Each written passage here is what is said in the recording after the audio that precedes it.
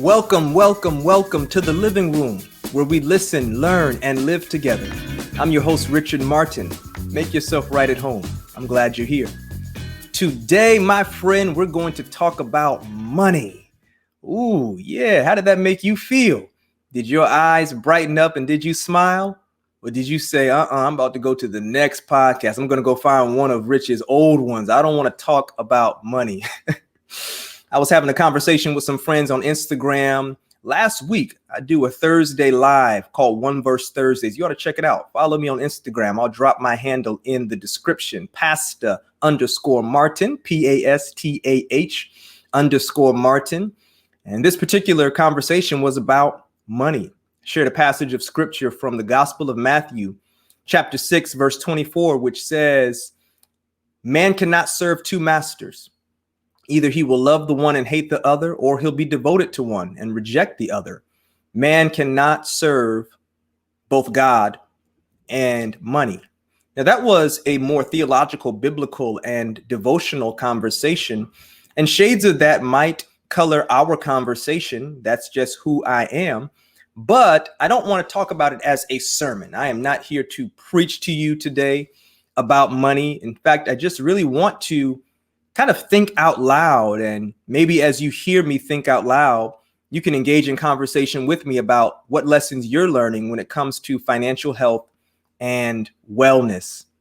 So this is actually the fourth conversation I've had around finances this month, but it wasn't as though I started the month with the intention of having four conversations about money. I can't even say I began the month being ready or willing and wanting to have one conversation, but one conversation led to another conversation, which led to another conversation, which led to some personal investigation on my own, which then has led to this conversation where we get the chance to talk about the almighty dollar, whether it's a $1 bill, a $5 bill, a $10 bill, a $20 bill, whether it's a $100 bill, or any other form of currency in between. Maybe you're into Forex trading and Bitcoin. And if so, then you can help me learn, because I don't know all too much about that just yet.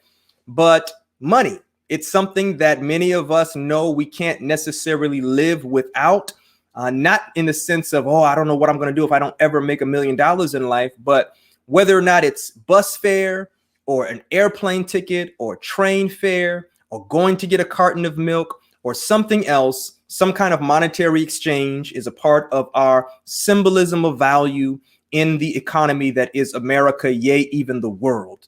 We have it, and they are called dollars, and other persons call it from different spaces, other forms of denomination, euros, pesos, pounds. You call it what you want to. Money is what some have called the name of the game. And there have been movies written around it. I think of Wall Street, Money Never Sleeps. There have been books written about it. Games are surrounding it. And I love to watch The Price is Right and Family Feud, where there's the promise of money or something that has a cash value. Shark Tank, where entrepreneurs come and talk about their latest venture to get sharks or financial investors to invest into their products. Money. But how much do you have in your account? How much money do you have? Now, this is not the only question that we could raise about money, but this is the initial question that I want to raise just to get us thinking, to get us on the pathway of entertaining the conversation, not in a prideful way, but neither in a hesitant way, but in a way that allows us to be willing to shift our mindset if it needs to direct it if that's what we need. But I think that this will probably be part one of an ongoing conversation about finances. After all, in your living room, some of the most becoming and winsome conversations that you have with your friends, with your children, with your parents, with your spouse, with your significant other, with your parents, is about money. And the same thing can be said about some of the most divisive, heart-wrenching, pull out my hair conversations might be surrounding money. When Kyla and I, my wife, when we were preparing to get married, we learned, and it was shared with us, that one of the primary sources of heartache in marriage can be uncertainty and can be disagreement when it comes to finances. And so we made a decision early on that we did not want that to be a cause of heartache. And as good as that intention was in terms of having a willingness to not let that be a source of heartache, what we have come to learn by way of our own personal experience is that if we are not conversing about it, we not just being us now specifically, but we being couples, we being people, if we are not having conversations about money, man, things can be happening to us, and it might be a long while until we even realize that there was a cut that is the source of the blood, proverbially speaking, that we are seeing. And so as I think out loud, I just simply want to share with you 3 lessons that are benefiting me when it comes to money matters. Before I share those 3 lessons, however, allow me to give you just a few brief stories that kind of serve as some biographical backdrop to my experience with money thus far. The first one will be my first job. I was 16 years old and I was employed by the Hillsborough County Parks and Recreation Department in Florida. For most of my formative years, I was a camper in the same Parks and Recreation Department, and this was my first summer serving as a coach. For the better part of 3 months, I was Coach Rich, Coach Richard. Some of the kids, little kids even called me Coach Richie. I was going there from 8 o'clock till 5 in the afternoon in the Florida sun, having a ball. I mean, I was paid to play basketball, kickball, football, soccer, watch movies, play ping pong, play pool, watch kids in video game tournaments, oversee lunch, go on field trips. It was a teenager's dream. I got paid to have fun for an entire summer. It was splendid, terrific, tremendous. My parents told me that I was going to be getting paid every other week and that I was going to be getting more money than I'd ever received at one time in my life. I used to look forward to birthdays and holidays prior to being employed because that would often give me the most money that I'd ever have in my life. And in between them, my parents were kind enough to give an allowance in exchange for the timely and successful completion of chores. But outside of that, hey, holidays, it was ching ching time. Well, this was different. Now I was employed. I had a job and I was going to earn money based on the work that I would do, being punctual, being efficient in my job. I was going to get paid. And my first check was somewhere in the ballpark of between $500 and $600. I don't remember the exact dollar amount in terms of whether it was $557.67. I don't know what it was. But my parents took occasion to have conversations with me about healthy financial habits. That's probably not how they said it, but that's how I'm saying it for the purposes of our conversation. They talked to me about money. And one of the first things my mother said is, son, what we want you to do is learn not only to spend your money, but learn to invest it. Don't just spend it, but invest it. I probably had heard that word invest floating around on the television. I'd seen it probably in the news or on newspaper headings when it came to the financial section of the newspaper. Or maybe I heard other adults just talk about it, but this was the first time it applied to me. I was going to make money. And my mom said, don't just spend, invest. And here's one of the ways we want you to start practicing investing. We're going to help you with what's called a certificate of deposit, a CD. Have you ever heard of it? Google it. Check it out. It's pretty neat.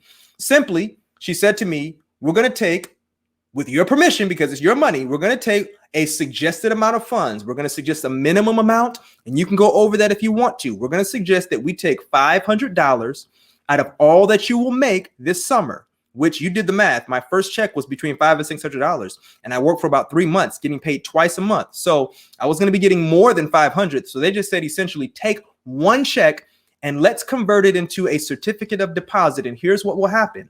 We will set an amount of time that that CD will be able to sit and accrue interest. What does that mean? They said it simply means that this is money that the financial institution will pay you for the privilege of holding your money. It's called interest. We are interested in this relationship. And as a sign that we are interested in this relationship, we are going to give you money on top of what your initial investment was. So if you put in this $500 as a CD, son, after a certain amount of time, which we can agree upon with the financial institution, then based on whatever their interest rate is or the percentage of that $500 that they will pay you for over that amount of time, that's what you'll have a chance to look at the end of that time. So she gave me an illustration. She said, say, for instance, you put in $500, and depending on what the percentage is of interest rate, then at the end of the designated amount of time, you'll have $550. Now, son, that might not seem like a large gain, but it's $50 more than what you had put in that you do not have to work for like you're working for the 500. Do you understand that, son? I said, yeah, that kind of makes sense. It means I'm kind of getting money that I'm not working for. She said, yes, it's making your money work for you. There's going to be a time, son, and you're going to get that experience this summer and times after that, where you're going to have to work for money. It'll be a transactional relationship. And then at a certain point in your life, you might be able to not have to work for somebody else. You may be able to work for yourself. At the time, I was really into this entrepreneurial endeavor and venture. And then she said, even then, you always want to learn how to make your money work for you by learning not only to spend, but also to invest. The second reason my mom told me that is because she knew that once I put my hands on my first check and deposited it or cashed it, that I was going to go get some Air Force Ones, that I was going to try to go get, at that time, I think it was Finish Line or Foot Locker. All the major athletic stores really had these 5 t-shirts for $20 deals. Do you remember that? And then back in the early 2000s, man, the t-shirts had to be too big and you had to wear two t-shirts. So you would get one that was like a large or an extra large. And then the outer t-shirt was going to be a 2X or a 3X.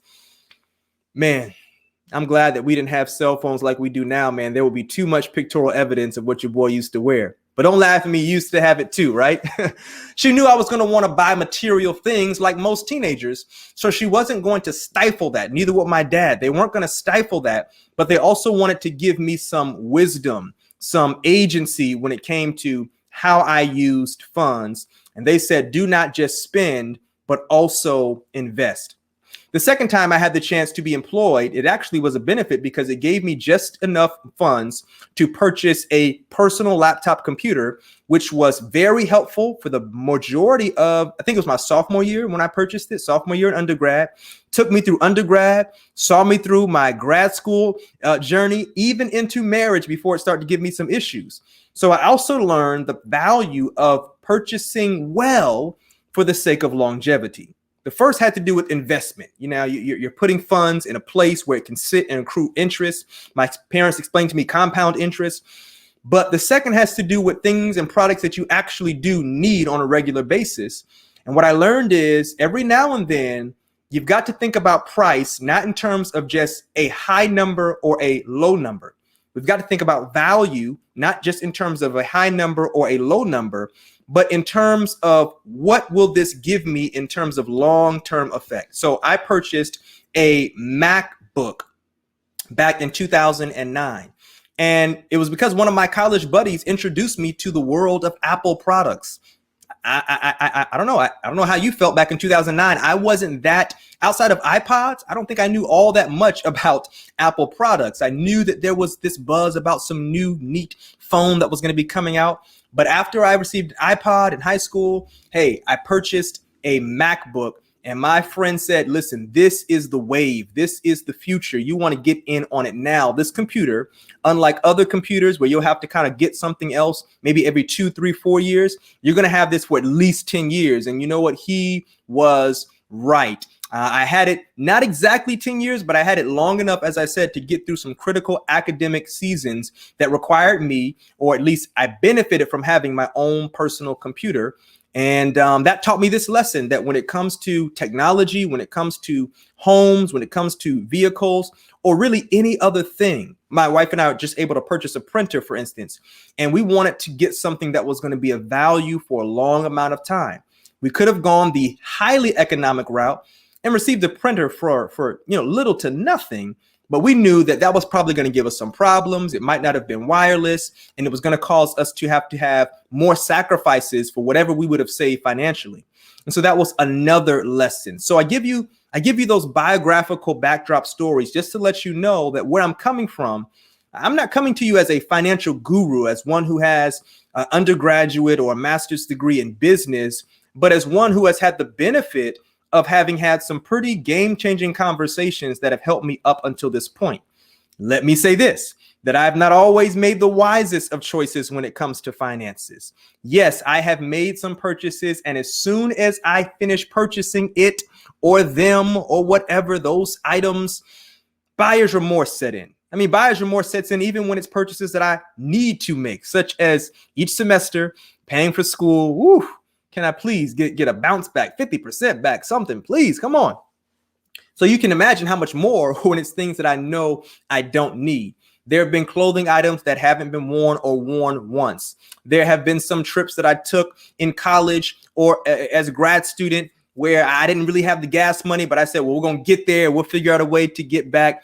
Yes, yes, yes. I purchased probably too many Chipotle burritos. Yes, yes, yes. I've made some poor financial choices. So I'm not even here to act as though I have a pristine past when it comes to finances. But like you, I'm at a stage in life where I'm wanting to ask myself some questions in the present that could impact me and my family in the future. And I suppose that you're probably in the same way. So I'm going to say this at the end, but I want to say it now. I want to invite you, drop in the comments 1, 2, maybe 3 of the best finances lessons, best lessons pertaining to finances that you have given and that you share, that we can expand and enlarge our learning together. Give me 1, 2, or 3 principles for application, lessons concerning finances that you've heard, that you practice, that you share with others, that are of great benefit to you, that could also be a benefit to me and to others who will listen to this and check us out in the comments. So do that for me. I'll remind you again at the end. While I have you here listening as well, would you subscribe to the channel? Share this and other conversations so that others can have a chance to participate with us as well. All right, back to the regularly scheduled program. So I wanted to share with you some three tips that have benefited me up until now in my life. I've given you kind of two pre-bonus ones, I guess we can call them, about just because you have money doesn't mean you can only spend it, but also invest it, and then also invest in things that will have long-term value. So those are kind of for free. But now here are the 3 I really want to come and talk to you about. The first one would be remembering that just because you have to spend doesn't mean you have to spend. In other words, just because you have that which you can spend does not mean that you have to spend that which you have.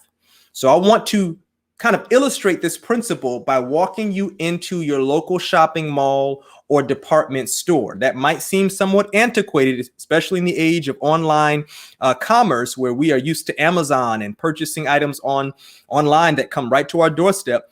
But just in your mind, walk with me into your local mall, your local department store, sporting goods store, you choose it, but walk with me there. And as you're entering to that space, as you are approaching the store, you see in those tall, almost ceiling to, or mid-ceiling, mid-wall rather, to floor windows, you see in them those big red, purple, yellow, whatever the psychologists say are appetite-inducing colors. And they have 50 to 75% off, and then in small on most items, or starting at things that get you to come into the store. Are you walking toward the store?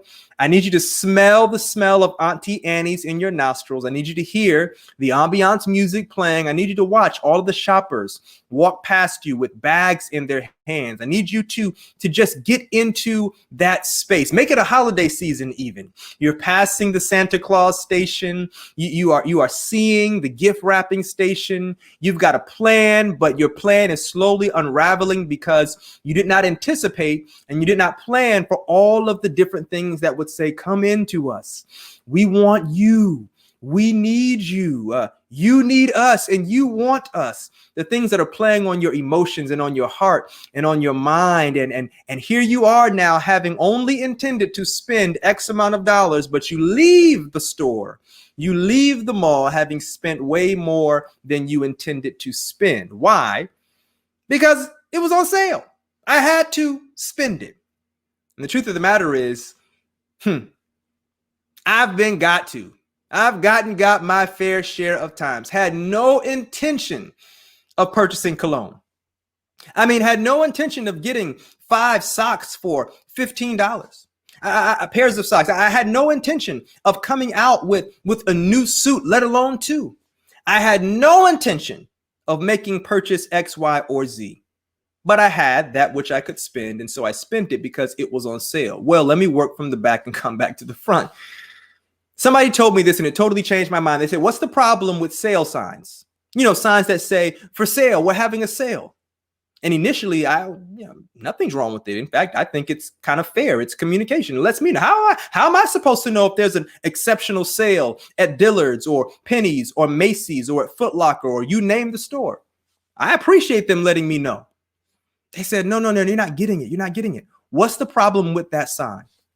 After rounds and rounds of trying to figure out what kind of cryptic question this is, they said everything is on sale all the time. It's a store. It's a business. That's how they survive. It's how they make a profit. They have to place a price on each item. Nothing is free. When they say something is for sale, it is true, but it's also deceptive at the same time. It is to get you to see that, oh, you mean to tell me that if I were to purchase this originally, it would have been for $150. But now I can get it for $75. Well, that might not be problematic, and I don't want to suggest that it is, but here's what it is.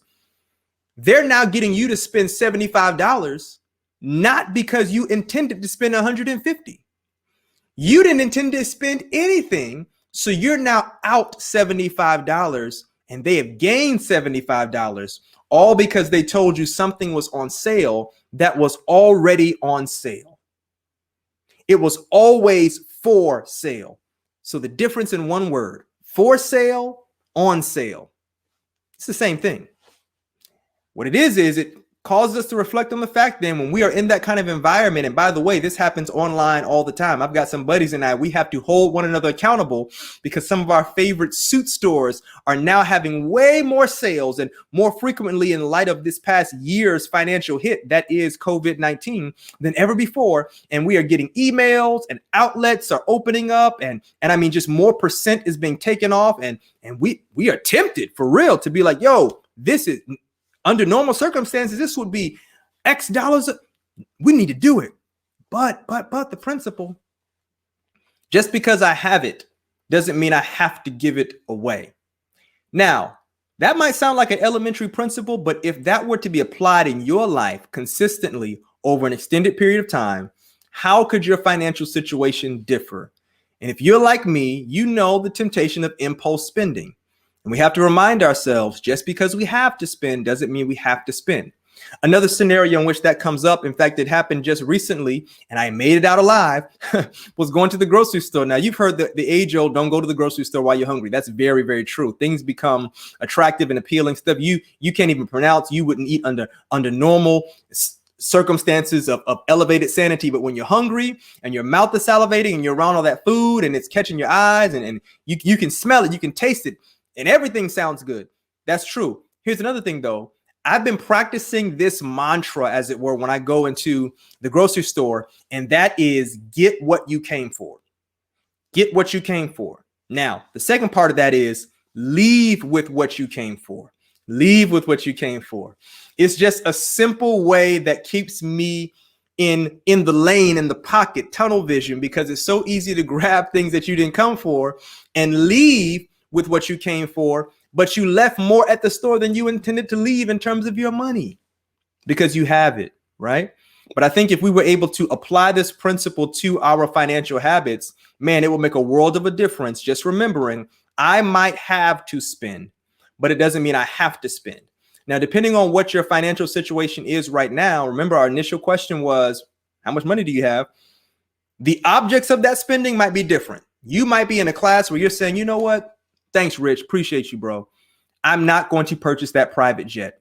I have it. I could spend it and I could get it. But you know what? I really don't need it right now. The money that I have could be held on to, could be invested, or could be used for another enterprise. Maybe that's you and that's you. Cool. Part of me selfishly, though, wants to say, no, get it. And then invite me to fly with you because I gave you such sage advice that you did not obey. And you allowed me to experience the fruit of your disobedience.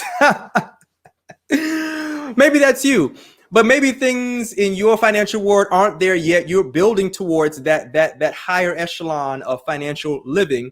But right now, there are some objects that you need to say, you know what? Yes, I might have it, but I don't have to spend it right now. I might not even have to spend it at all. In fact, what I'm learning is, and one of the ways that you can curb impulse buying is go and then leave. If you see something you weren't intending to buy, leave. Even if something you have had your eyes on, ask yourself, can I really live without it? Why am I even interested in this? My favorite pair of Jordans are the Jordan 3s, right? And there was a time back in college where everyone had them. The retros had just come out, red, white, and blue, and everyone had them. And it was in that moment I said, man, do I want these because everyone has them, or am I truly interested in them for myself? So you have to ask yourself that when it comes to any number of things. Why? What's the purpose? What's the source? What's the motivation? So just because you have to spend doesn't mean you have to spend. The second piece of advice that I have benefited from financially is have financial conversations. Ask questions, ask questions, ask questions. Do not be afraid to engage in conversation someone that you think is not only doing better than you financially, so as to say that they have more money, but you just might be attracted to their financial habits. So that could even be someone that you know doesn't make as much as you, but how they handle what they do receive. You might even observe that they have multiple streams of income, and those streams taken together still might not compare with your financial reality with your one stream of income, but you're looking at how they approach finances in their lives, and you can engage in conversation with them. So I want to qualify that when I say doing better than you, I'm not limiting that to just the assumption that that is only defined as those who make more money than you. Please believe that you can learn some great financial lessons from those who make more money than you numerically, but you can also learn some horrible financial practices and habits from those who make more than you. And the converse is true. Both are true, rather, for those who make less than you. You can learn great lessons by conversation and observation. You can also learn what not to do by conversation and observation. And that's the objective. When I say have conversation and ask questions and do some observing, it is not simply for the good, but it is also for the bad. So I want to give you a few spaces, a few places to go where you can have those conversations. The first would be, I want you to do some observation, some observing, some conversation, some conversing, and some reflecting in your family of origin. I am a firm believer that the way we handle money has a lot to do with how money was handled around us or for us that was either to our benefit or to our detriment during our years of upbringing. Now, I don't have a hard and fast age range, but for the purposes of our conversation, can we just say whatever the highest number is that you were before you left home? So if that was 16, if that was 18, if that was 21, 25 and down, or however long you felt that you were not financially independent. In other words, you were financially dependent on someone else, on someone's else, right? How they handled money around you in many ways informs and impacts how you handle money right now. Now, some of you, that's a positive thing. You received a wonderful example and it's benefiting you now. Perhaps you received a horrible example and that's benefiting you now because you're saying, I can't do with my money what they did with their money because it impacted me and my siblings and our family. I can't gamble it away, drink it away, smoke it away. I can't risk it away. I have to be more conservative, right? And then some of it is also point for point. You had a horrible example and therefore you're horrible with money. You have no sense of financial acumen. I mean, you might as well not get paid because it's going to hit your hand, bounce, and go somewhere else, right? I'm not coming at you. I'm not hating on you. I'm simply trying to paint the reality that a starting point for our reflection, our observing, and our conversing might be in our family of origin to get a sense of, hey, listen, why is it that we accrued so much debt? What was it for? Was it unhealthy debt? I mean, what do we have to show for it? Because I'm really struggling in terms of the habits of my life. I've got credit cards out the wazoo. I don't even have any discipline when it comes to finances. I borrow on money, borrowed on money, borrowed, and I don't even know the way forward, right? So we have conversations. We have exploratory conversations to investigate.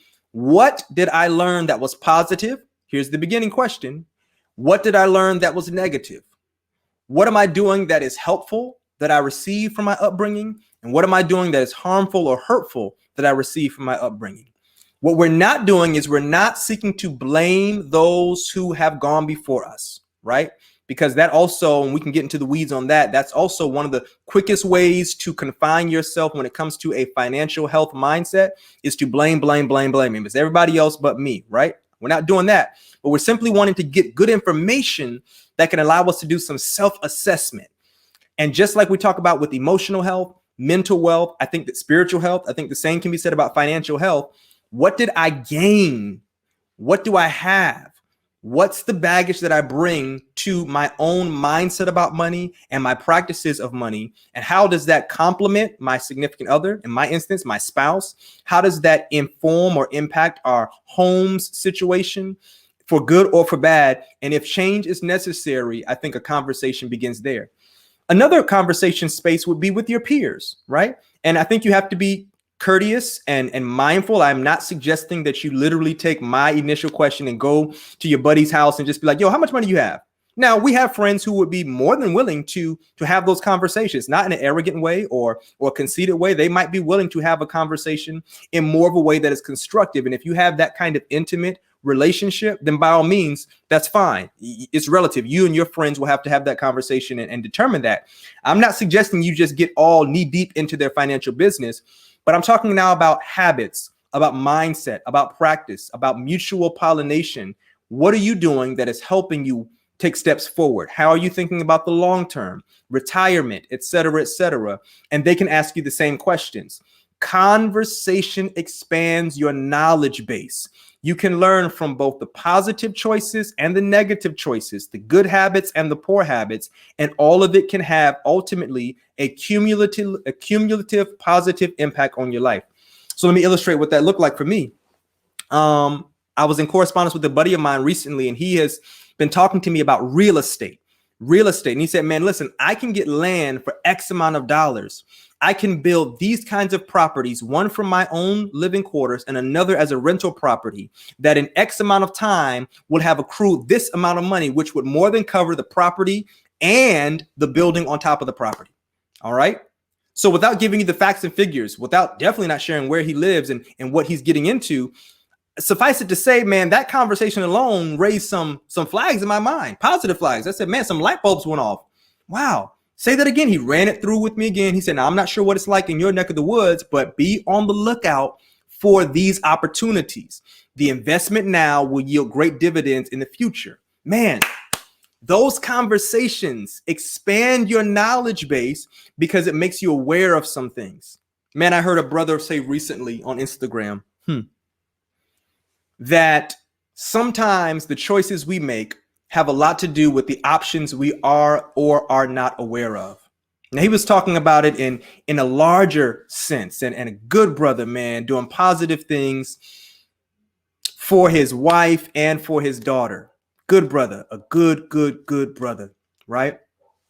And his message that he not only shared with me, but he shared with so many persons, it speaks now. And guess what? That message is going to continue to speak, not just in the area of finances, but in areas of life all around finances, but definitely finances, that the options we have or that we don't know we have inform the choices that we are and are not making.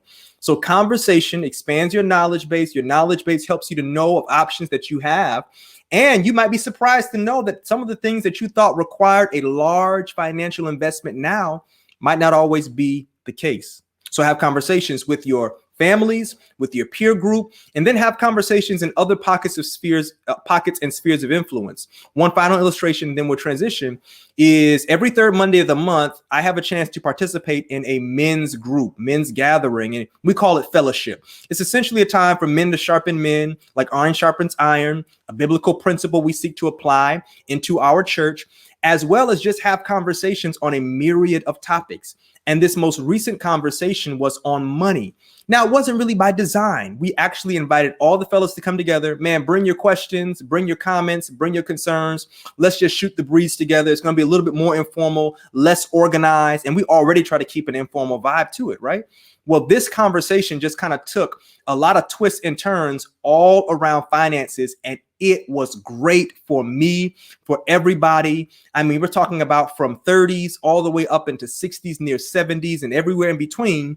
Brothers just sharing from the heart on what has benefited them as men, as husbands, as former husbands, as fathers, as grandfathers, as stepfathers, as uncles, as brothers, as sons, wherever finances is in their lives connected to their relationships, man, they were sharing about the positive things that they have done and some of the laughable financial blunders that they have made, where they have wasted funds, where they have kind of gotten a little too prideful and bitten off more than they could chew, and definitely more than they could suggest, right?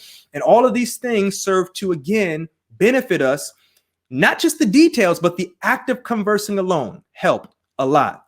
Now, I just want to share with you one thing, one practical thing that helped me. I'm not even sharing this with you. I think you're going to be helped by it, but I just want to let you know again how conversation just opens your eyes.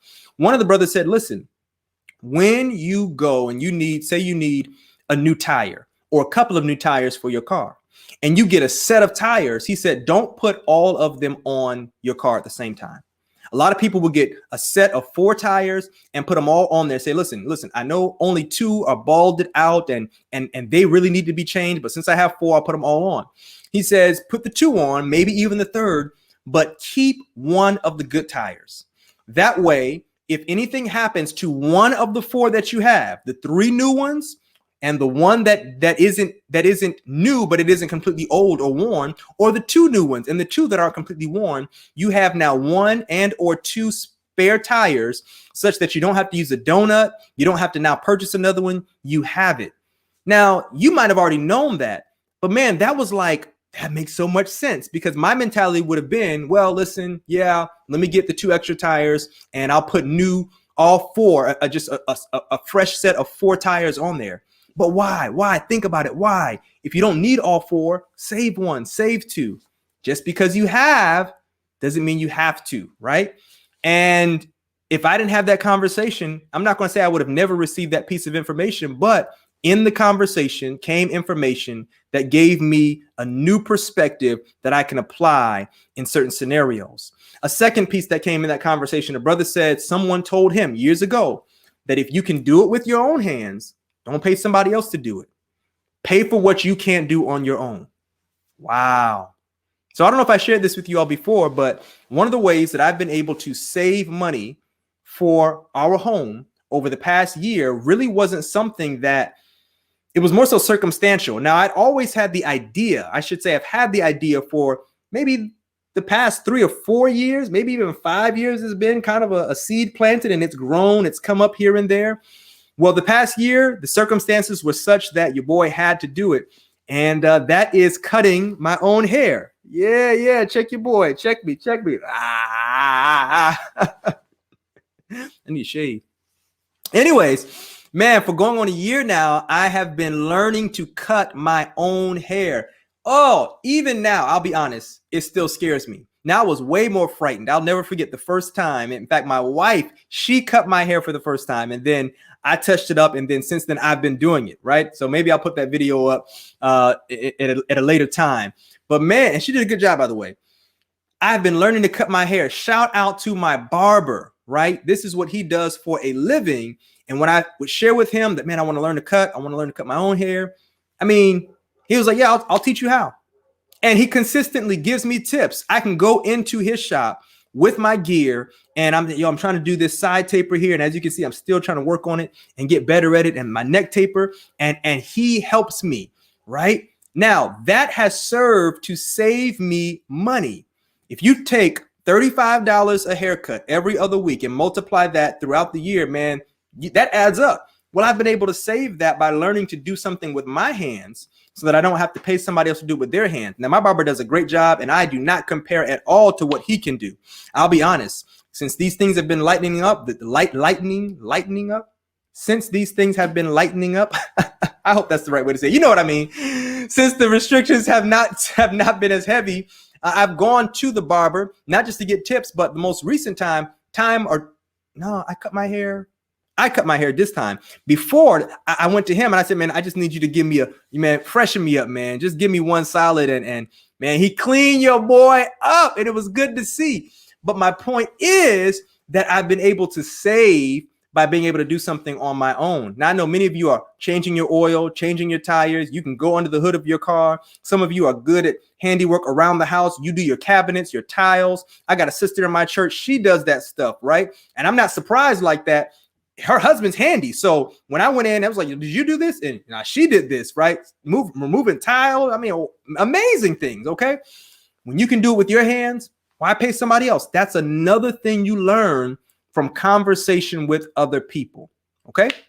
So number one, just because you have to spend doesn't mean you have to spend. Number two, have conversations about money. Start with family, go to friends, and then other pockets of your influence. And I think that your knowledge will increase. And then with that will come wisdom. How do I apply the knowledge? In what scenarios, in what circumstances, and in what situations?